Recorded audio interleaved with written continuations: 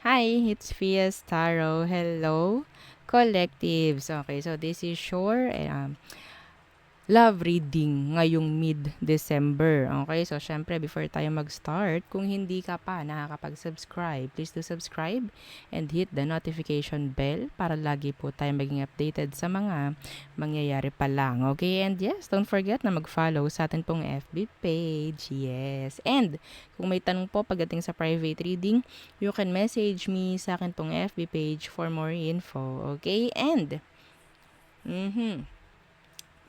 regarding sa ating bracelet, yes, always available in black and red. Kung may tanong po, pagdating dito sa ating all-in-one Evil Eye bracelet, message lang po no sa atin pong FB page for more info regarding this. Okay, and yes, ang ating Evil Eye ring, yes, available din yan by next week. Okay, by next week. So, tingnan natin kung makakuha tayo ng maraming slots kasi ang dami naghahanap talaga, no? Parang paunahan na lang. Oo.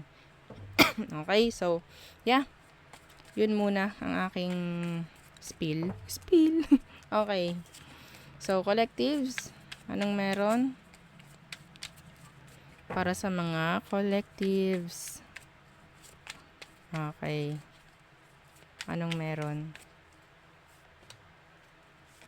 There. Okay. Anong meron? Shocking, turmoil, trouble, unexpected.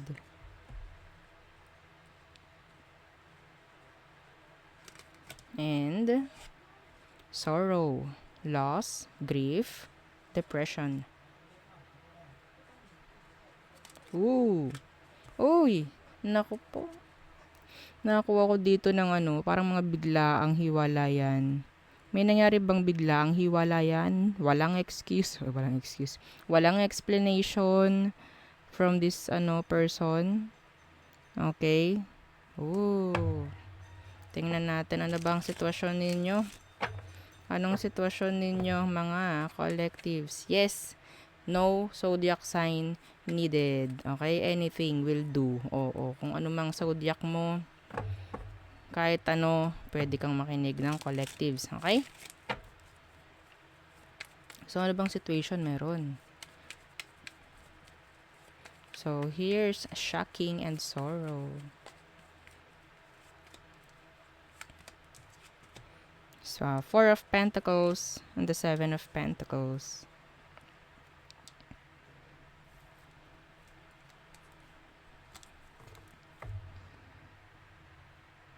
May nag-expect. May nag-expect. May sinirang tiwala. May nasirang tiwala dahil nag-expect too much. Too much expectations. Okay? Ano to? Parang sa kanya na lang umikot yung mundo. Parang wala ka nang nagawa. Tapos biglang umalis to. Biglang lumayas, biglang nawala. Or sabihin nating may ginawang hindi maganda. Ay naku. Oo, sorrow talaga to. Oo, okay, tingnan natin. Ano bang meron sa kanya? Nakakita ko ng energy ng page dito. Or ng mga baliktad na queens or kings. Ano bang meron sa taong to? Temperance. Yeah, the Queen of Chalices in reverse, 'di ba? Baliktad.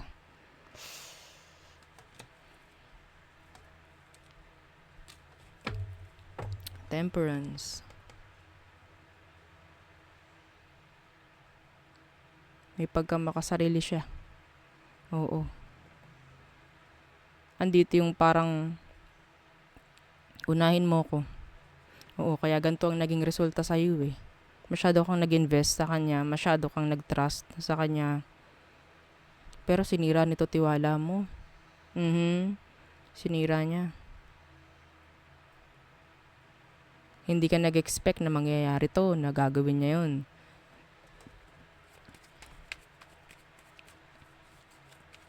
Someone still holding on. Still expecting. Hanggang ngayon. Yes. Ito yung taong sabihin nating sa sobrang makasarili. Talagang kinalimutan mo yung sarili mo para sa kanila. Yeah. Ganun to ka sama. Hindi nito iniisip kung anong mararamdaman mo, no? Syempre, this is a self-centered person. Self-centered. Minsan mahirap 'yun eh. Kasi parang walang pakialam sa mga nakapaligid. Basta yung sarili niya okay. Yeah. Ano bang emosyon niya sa'yo?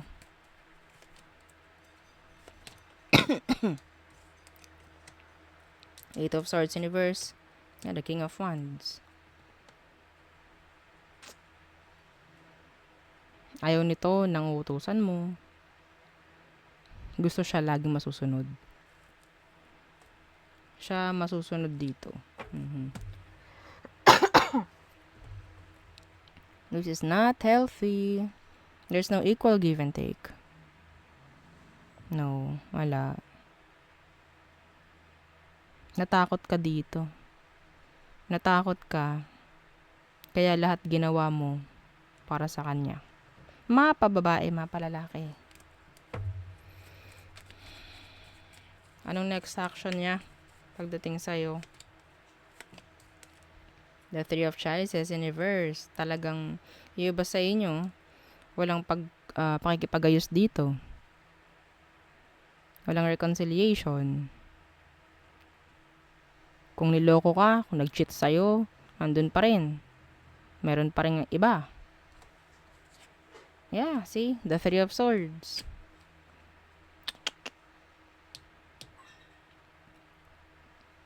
Kinawawa ka nito. Collectives, kinawawa ka talaga nito. May chance na mag-reach out to, ha? Pero asahan nyo, nandun pa rin yung third party, if ever may third party. Hindi ka pa rin ito mapipili. And they never will be. Oo, hindi sila pipili. Wala silang gagawin dun. Hanggat ikaw, kaya mong tanggapin tong taong to, yeah, papakita mo sa kanila na weak ka. Na napakadali mong utuin.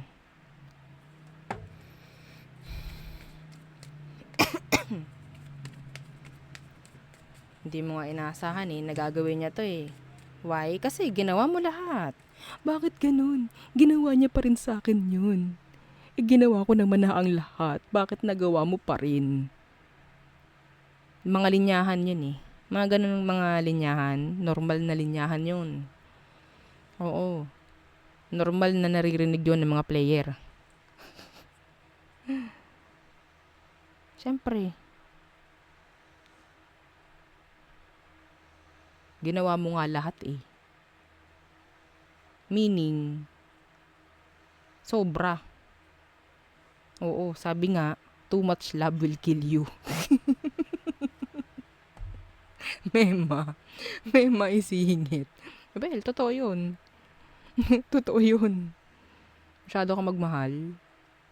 Yes, minsan nakakalason yun. Tama lang. Equal lang dapat. Meron ka pa rin matitira pagdating sa sarili mo. Kaya kapag iniwan ka, kaya mo pa rin. Kaya mo pa rin tumayo. Kasi may natira ka pa para sa sarili. Paano kung binigay mo na lahat? Di wala na. Lagpak na tayo dito sa lusak. No? Ganun yun. Hindi mo naman kasalanan yun. Wala kang kasalanan doon. Ha? Ano bang meron? Ano bang kasalanan ko? May mga ganyan eh. Binigay ko naman lahat sa'yo.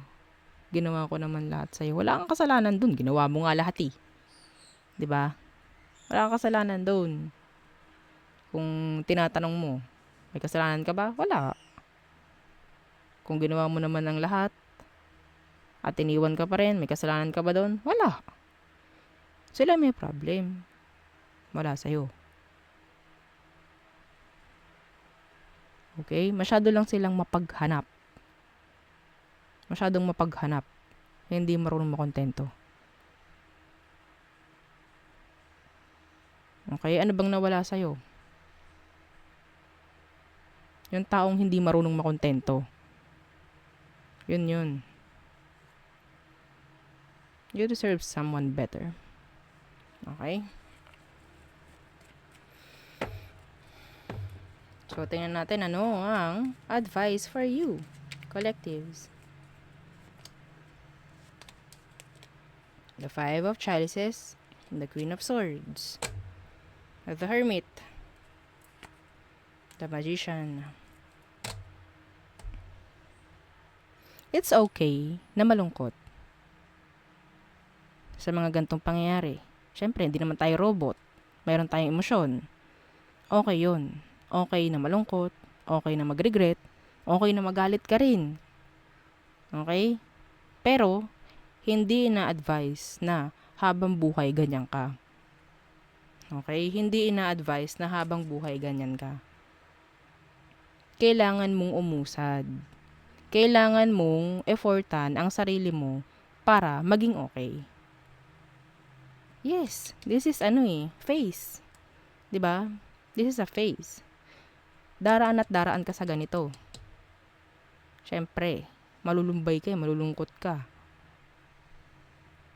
Hindi naman pwedeng mag-bypass tayo. Oo, ay sige, magiging maligaya muna ako. Tapos tsaka ako mag-iiyak. Ganun ba yung iba? I don't know. Pero, yun ang sinasabi ko na normal lang. Normal na malungkot, normal na umiyak ka, normal na masaktan ka, normal na magalit at mag-regret ka sa mga ganitong pangyayari.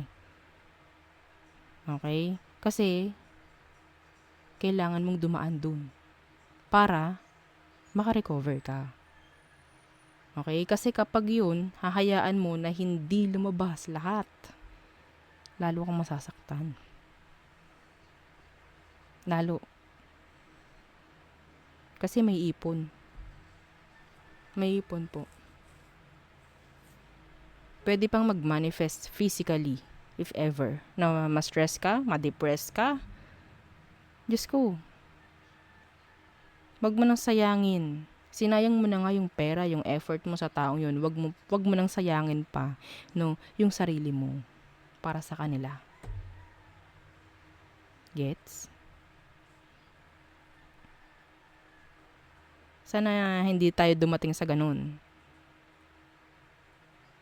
Okay? Yung wala na nga, umalis na, sinayang ka na, hindi ka na binigyan ng respeto, pati ba naman ikaw, ganun pa rin ang gagawin mo sa sarili mo?